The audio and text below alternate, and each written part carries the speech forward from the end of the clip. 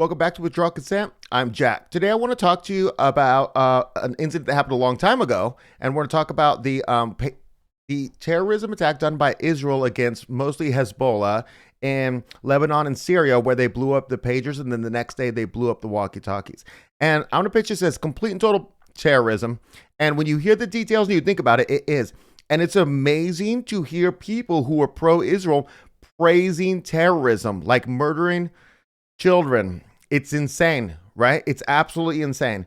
And it just came up with the Babylon Bee. It came up with, I'm going to show you the clip of Mehdi Hasan being said, hope your pager doesn't go off. Like journalists, Babylon Bee attacking Megyn Kelly. Insane that this keeps going on. And people should just be looking at this and be like, this is freaking terrible, right? And and I'm also putting together a series on the website that's going to be about Israeli terrorism, because I already did like the King David Hotel, USS Liberty, the Levant affair in Egypt, and I got more stories to do. But so I want to cover this kind of more as a historical thing and how we should be looking at people like the Babylon Bee who are hoping that Megyn Kelly's, as a journalist, that Israel, a foreign country, assassinates her in an act of terrorism. You know, it's just insane. This is conservatism for you. It's insane. So basically, let's look at what happened really fast. I'm going to show you some videos. I'm going to show you when the walkie-talkies blew up at the funeral procession for the pager victims, because that's, you know, not terrorism according to the establishment, okay? So basically, there's two references below. The first one's BBC article, what we know about the Hezbollah device explosions. The second one's about the gold and silver pagers given to Trump and Fetterman. We're going to talk about that in a second. So basically, there was 5,000 pagers that were set to explode. They had been bought by Hezbollah or their affiliates from Taiwan, who had contracted them through a Hungarian company who had been infiltrated and planted explosives in them. Of them, 3,000 of the pagers actually exploded. Of the 5,000 they had set to explode, you can see here's Lebanon. You can see Israel down below, and you can see in Lebanon. So it was across the country. And then there were also multiple explosions in Syria. And then basically they all got a page at the same time. It had to happen at the same time because, of course, everybody would have thrown their pagers away if they heard of them exploding across country. The problem is there's a lot of people at hospitals visiting grandma. Kids, we're going to talk about the kids because the kids is the worst. I'll tell you why in a second, but real quick on this article, what is known about the victims of Tuesday's attack? A source close to Hezbollah told AFP news agencies that two of those killed in Tuesday's attack were the sons of two Hezbollah MPs. This is the one right here. That's what gets me. They also said a daughter of a Hezbollah member was killed. Among the injured, Iran's ambassador to Lebanon got injured. Hezbollah chief Nasrallah was not injured, but he's since dead, of course, killed by Israel. Most injuries were to the hands and face, and then people came from all ages, and outside of Lebanon 14 people were injured in similar blasts in neighboring Syria. So anyways, so here's the part that gets me, okay? And if you have children, you know about this, okay? But I got this kid, right? He's 3 years old. His name's Jack Jr. And he's the most beautiful kid you've ever seen. He's got the longest eyelashes, the most beautiful eyes. He's got this blonde-haired mullet almost down to his back. I mean, he's just a cool kid. He's stubborn as all get out. And my wife has taught me not to pick battles, right? That I just don't want to die, hills that I don't want to die on. So when it comes to like, hey, I need that remote, I'm not going to walk over there and get the remote, because if I do, he's going to start stomping his feet and stuff. Why not just let him bring me the remote? He loves to help. So in this scenario, if I was Hezbollah, and you think, oh, you're terrible, you're Hezbollah. Jackie's not terrible. Jack is my kid, and he's an innocent, right? And so if my pager rings in this situation, I will not get it unless Jackie's sleeping, because I will let him go get it so I don't have to argue with him, because there's just no point. He wants to be a good helper to dad. Great, you know? So there's a 100% chance that my son would have been blown up in this attack if I were Hezbollah. And you just can't make an argument that the children have guilt for their father's political choices or their father's terrorist choices even, you know?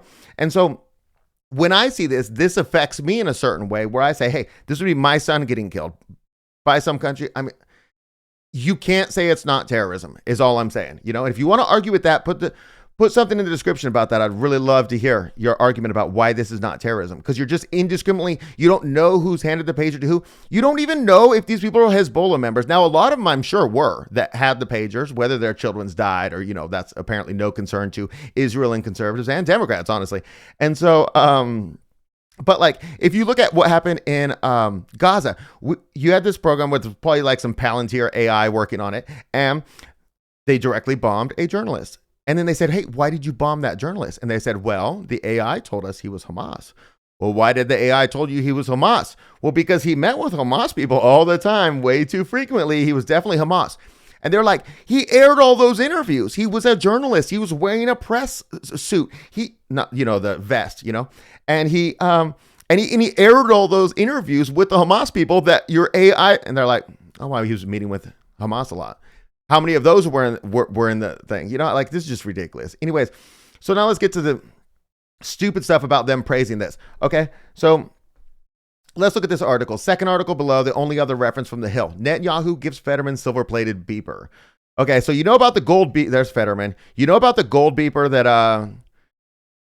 that Netanyahu brought over here and gave to Trump, and it's on a plaque and stuff like that. And it's like, what is the thing? Like, does that mean like I could blow you up at any time I want? Like, what is that, right? These people are so freaking stupid, right? So Netanyahu gives him a silver-plated beeper. The real beeper is like 1/10 away. It's nothing, but it changes history, whatever. So then Fetterman, who has been a vocal supporter of Israel in its war against the Palestinian militant group Hamas, then told Netanyahu that when the story broke, I was like, oh, I love it. I love it. And now it's like, thank you for this. So when the story broke about these kids getting blown up by the pagers, his reaction was, oh, I love it. I love it. And now that he's been given a silver beeper, he's like, thank you for this, whatever. And then he said, thank you, and shook his hand. This is ridiculous. And even if you look at that statement, I don't know if this is just the Hills being terrible, but they said, vocal supporter of Israel in its war against the Palestinian militant group Hamas. This attack wasn't against Hamas, so whatever. I don't know if they know that or not. I have no idea.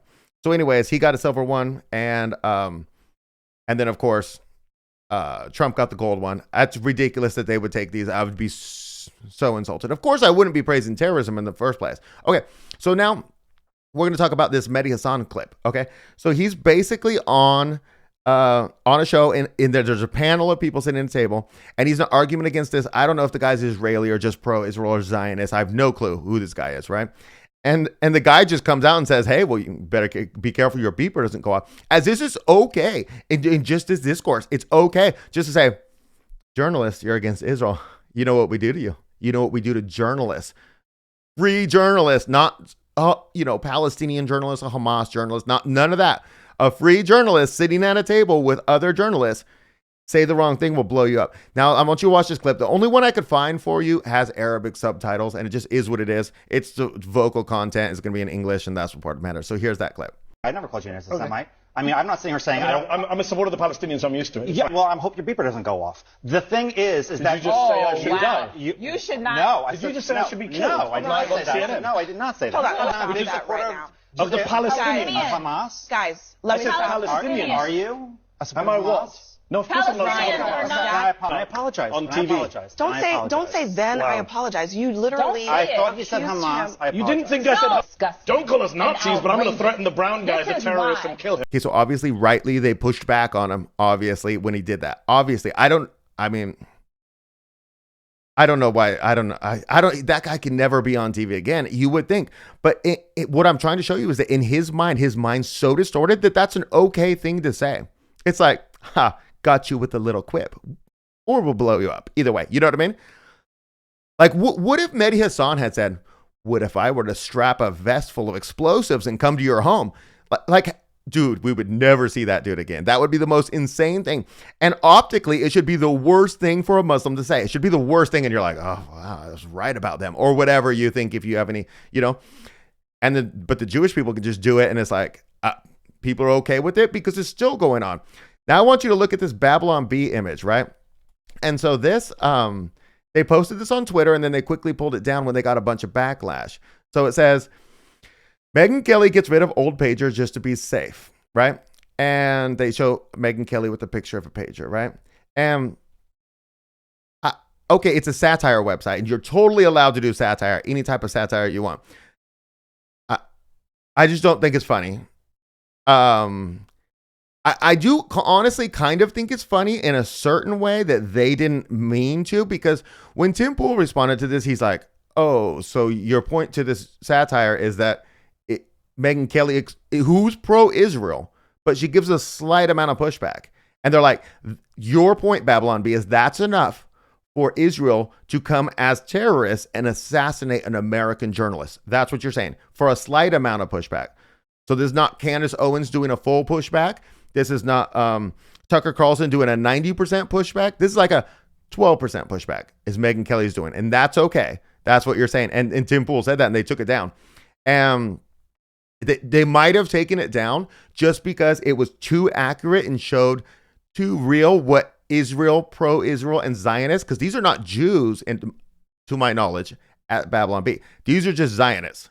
These are just American Zionists, probably Christian Zionists, who are just 100% over the top for Israel. Like, if they had to dump the American project down the toilet to keep Israel afloat, yeah, they would totally do it, you know? So then basically the day after the pager attacks, they had a bunch of walkie-talkies rigged, and they exploded those. So the first day, 12 people died from the pager attacks, 3,000 injured. And even if like my kid doesn't die and you just blow off his face or his hand, I'm sorry. And then the next day, the walkie-talkies killed 20 people and injured around 450. The injury numbers are approximate. They, there was a funeral and they blew up a husband and wife. There was a funeral procession where they blew a guy up. I'm literally going to show you that video, and it happens kind of fast. Maybe I'll run it twice for you, but like, you're going to look at the bottom left of the screen at the front of the ambulance. It's not going to be graphic. You're going to see a guy fall down at the end, but you're not really going to see much of anything. Anyways, let me play that for you real quick.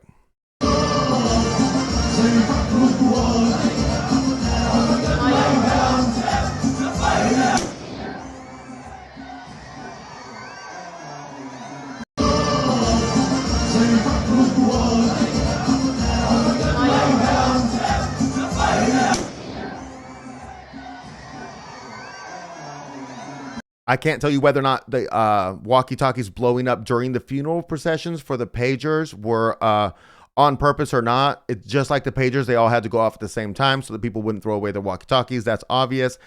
If it was intentional, then it's the double tap where, you firebomb Dresden to kill, tens of thousands of Germans. And then you wait until like the next night or the night after, and you wait till they come back to find the bodies of their loved ones. You just burn more civilians up with another bombing. The double tap's lame.